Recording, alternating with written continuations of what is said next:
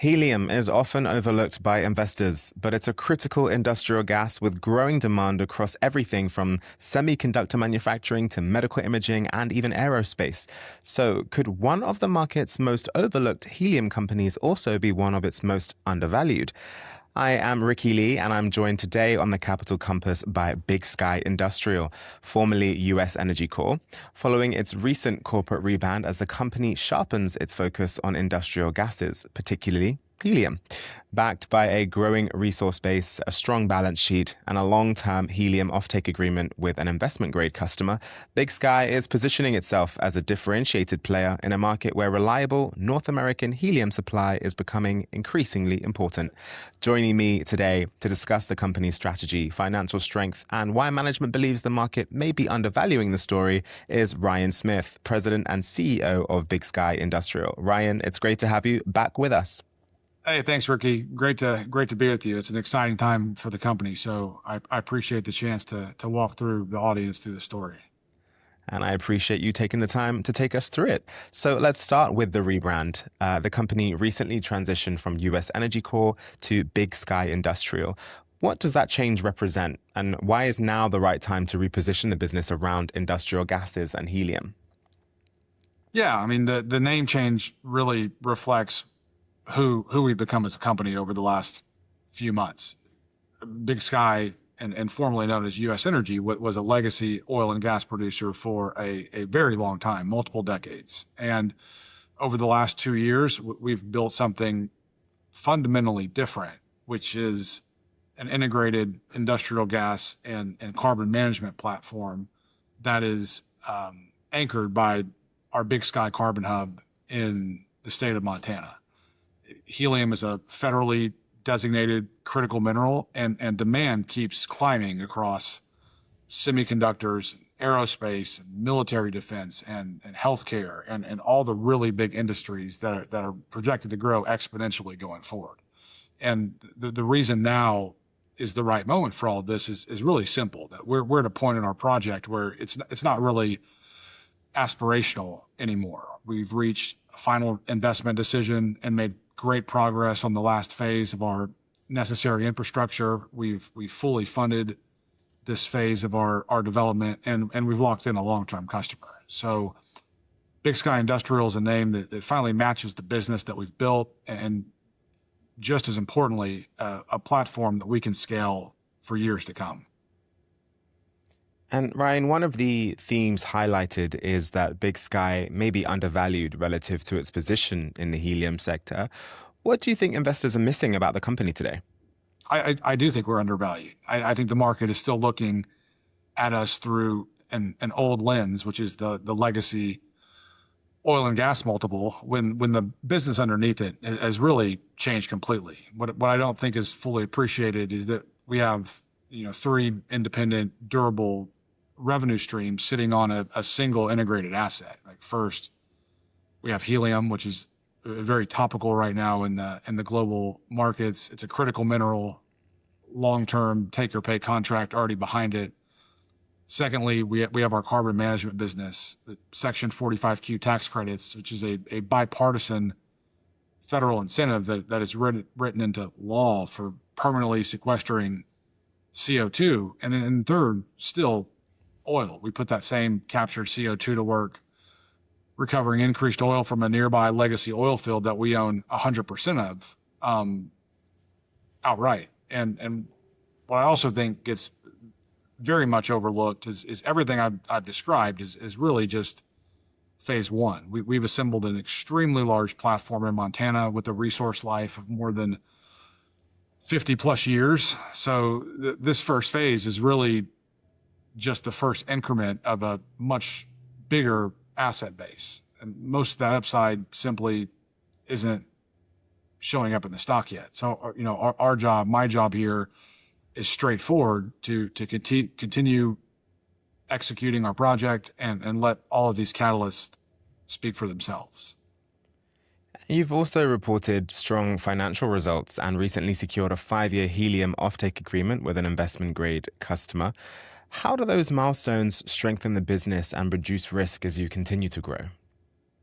Yeah, I mean, that agreement that you just mentioned, it's foundational. It's extremely important. Before we produce a single molecule, we already know who's buying it and at what price they're buying it at. The agreement is a 5-year take-or-pay contract with an investment-grade global industrial gas company, one of the largest helium buyers in the entire world. And take-or-pay means that they're obligated to pay for the volumes whether they take them or not. So it's contracted cash flow, not really, hope for cash flow. And the pricing is fixed and all in at the plant gate.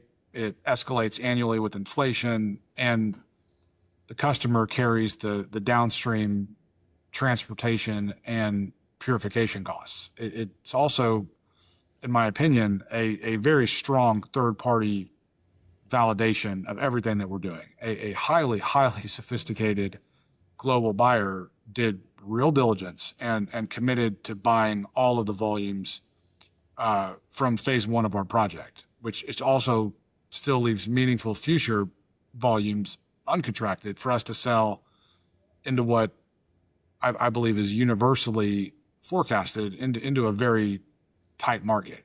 For a company like us that's moving rapidly towards commercial operations, that combination takes an enormous amount of risk off the table and makes the whole project underwritable and bankable. So, Ryan, beyond helium, Big Sky is building out a carbon management business, capturing, transporting, and using CO2 anchored by the Big Sky Carbon Hub. How does carbon management fit alongside helium in the company's strategy, and what makes it a durable revenue-generating part of the business? Yeah, I mean, carbon management is really the engine that ties the whole asset and the whole ecosystem together, because the captured CO2 itself is a very valuable resource. Our entire helium extraction and processing activities create a large volume of natural CO2 right alongside the helium process. And we capture that, 100% of that, and we monetize it in 2 different ways. First, we permanently sequester CO2 that we capture underground and earn Section 45Q tax credits, a federal incentive with very strong bipartisan support that's well established and written into current law. And second, we take that same CO2 stream and inject it into a nearby legacy oil field to recover crude that otherwise couldn't be produced. And that crude oil is our third revenue stream. Very importantly, in that process, the CO2 stays locked in the reservoirs, so it's never vented out and into the atmosphere. What makes this all durable is that it's long-dated cash flow on infrastructure that we own and control with decades of production ahead of us. So we're not choosing between helium or carbon or oil. It's one integrated hub producing 3 streams of revenue with plenty of room to grow. And we think it's, both good stewardship of both our investors' capital and the environment as well. And so finally, Ryan, looking ahead over the next 12 months, what are the key milestones investors should be watching as Big Sky continues executing on its strategy? Yeah, a few very clear markers. The most important near-term catalyst is EPA approval of our MRV plans, the monitoring and reporting and verification framework that unlocks the 45Q carbon credits. We expect that during 2026, hopefully more on the front end of that timeline than the back end, though it is subject to the agency's review process, which unfortunately I do not control. But beyond that, we're executing on the phase 1 build under our fixed scope construction contract and moving towards first commercial production targeted for the first quarter of 2027. I think investors should also watch the enhanced oil recovery side, because that's, as I mentioned, the third stream of cash flow that's layered on top of the very same asset. And because phase 1 is funded, we can convert construction into commissioning and ultimately into cash flow without needing to raise dilutive capital to get there. And as that all comes together, we'll be advancing planning for future expansion, because what we've discussed today, phase one, really only taps only a fraction of the resource, and the runway to scale from here is very substantial. So there's very clear and tangible upcoming milestones that turn this story from a plan into a growing, highly economic and scalable platform as we move forward into the years ahead. Well, Ryan, thank you so much for joining us and walking us through the Big Sky Industrial story. Thanks, Ricky. We're excited about what we're doing, so always happy to come on and talk about it. Well, for more information, you can visit bigskyindustrialinc.com. I'm Ricky Lee, and this has been The Capital Compass. Thank you for watching, and I'll see you again next time.